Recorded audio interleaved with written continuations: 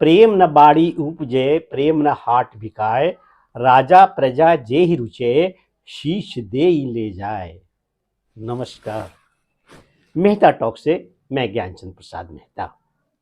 प्रेम का कोई मूल्य नहीं है, न उसके कोई मोल है, न उसकी कोई अवस्था है। प्यार के विषय में विद्वानों ने विभिन्न प्रकार से विश्लेषण किया है। अमृतसर में 12 साल का लड़का एक 8 साल की लड़की को तांगा के नीचे आते आते उसको बचा लेता है। लड़की बच जाती है। लड़का की ओर देखता है। लड़का पूछता है, तेरी कुड़माई हो गई? कुड़माई का मतलब ये पंजाबी में है तेरी सगाई, मंगनी, रिंग शिरोमणि जिसे कहते हैं। ये रिंग शिरोमणि एक बहुत ही वाहियात फंक्शन होता है हम लोगों में। ये क्रिश्चियनों का है, ये हमें सूट नहीं करता है। मगर तो वो पूछा, हाँ कि तेरी कुड़माई हो गई?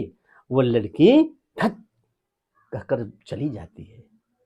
12 साल का लड़का अमृतसर में अपने मामा के यहाँ रहकर पढ़ने आया था, पढ़ाई करता था।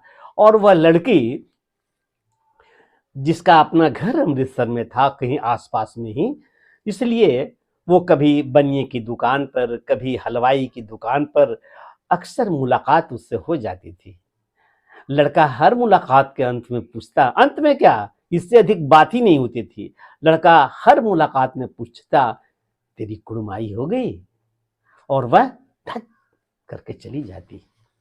एक दिन हलवाई की दुकान पर वह लड़का मामा के लिए दही लेने आया था, उनके बाल साफ करने थे।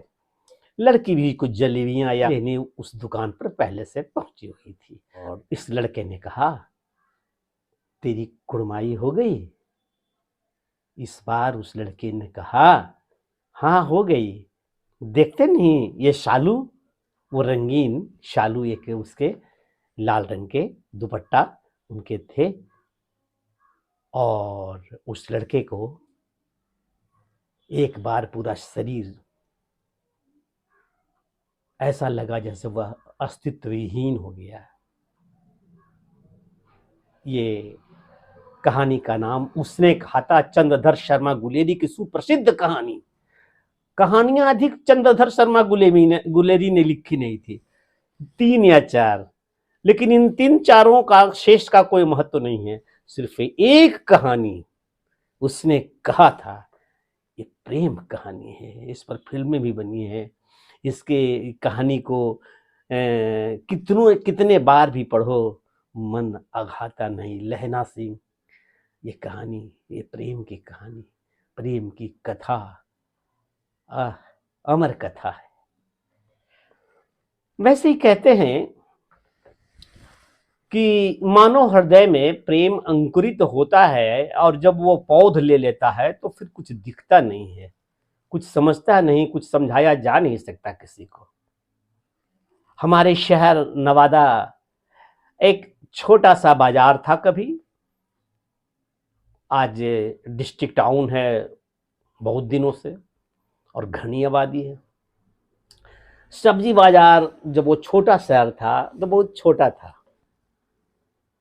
मुख्य सब्जी बाजार, वहां आते थे जाते थे और एक तरह से उस बाजार का, उस शहर का वह सब्जी बाजार सैर तफरीह करने का केंद्र भी बन गया हुआ था।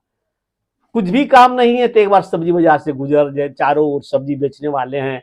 कुछ समझ में आ गया, कुछ नींबू है या कुछ है, किसी ने लिए, बच्चे भी थे लड़के भी तो वो सब्जी बाजार चले गए वैसे ही घूमने। फिर वापस और कहाँ जा सकता है। वहां छेड़छाड़ सब्जी बाजार में, एक तो संकीर्ण सब्जी बाजार, ऊपर से मुहाने जो देखिए ये भी छिका हुआ। यहाँ पर आदमी के आने जाने में एक दूसरे से टकराहट, औरत हो मर्द हो होता ही, कितना बचे कितना बचाए। अच्छा, सब्जी बाजार कई शहरों में देखा, कई स्थानों पर देखा। नवादा का मुख्य सब्जी बाजार में एक बात मैं बहुत पहले से वो देखता आ रहा हूं, पता नहीं कैसे उनके सब्जी बेचने के तरीके भी, सब्जी बेचने के लिए जो वो पुकार लगाते हैं वो गजब गजब, अलग अलग राग में, अलग अलग ताल में, वो भिन्न भिन्न प्रकार से आकर्षित करते। बहुत जोर जोर से चिल्लाते हैं। ऐसे दूसरे जगहों में ऐसा नहीं होता है। बहुत किस्म किस्म का आवाज लगाते हैं, केला है, बैगन है, गोल वाला है, लंबा वाला है, डिस्को है, आदि आदि अनेक तरीके से वो नए नए फल आएंगे, नया आया है, पुराना है, भिन्न भिन्न प्रकार का। इधर से वह बोल रहा है, उधर से वो दूसरा बोल रहा है कुछ अपने विषय में। लेकिन वो आपस में एक दूसरे सब्जी वाले एक दूसरे पर टोंट भी कसते हैं, कम तौल से बचिए, बगल वाला डंडी मार रहा है, लेकिन आपस में मिलते हंसते हैं। अब इसी बाजार की कहानी सब्जी बेचने वाले एक विक्रेता से सब्जी खरीदने वाली एक लड़की का आकर्षण हो गया। प्रेम अंधा होता है। कहते हैं कि उस लड़के का बोलने का जो तरीका था, उस तरीके से सब्जी बेचने के लिए जो आवाज लगाता है, उस आवाज पर वो आकर्षित हो गई। लड़का और लड़की एक दिन घर से भी भाग गए। भाई लड़की नासमझ थी, नाबालिग थी, लेकिन सब्जी वाले को तो समझना चाहिए। मंदिर में गए, विवाह भी कर लिया। परंतु लड़की चूंकि अल्पवयस्क थी, नाबालिग थी, उस शादी की वैधता कानूनी रूप से प्राप्त नहीं कर पा रहा था वह रस्म, इसलिए लड़के को तो चार्ज लगाकर जेल भेज दिया गया।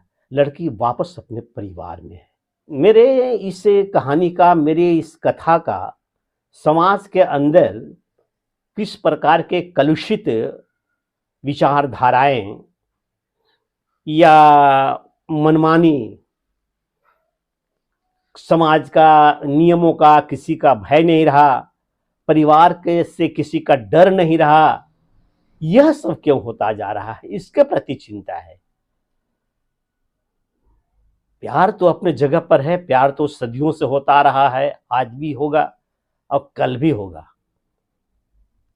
परंतु उसकी जो पद्धति है उसमें हम कैसे भूल जाते हैं कि कुछ मान्यताएं भी हैं, कुछ वर्जनाएं भी हैं, एक आदर्श भी है।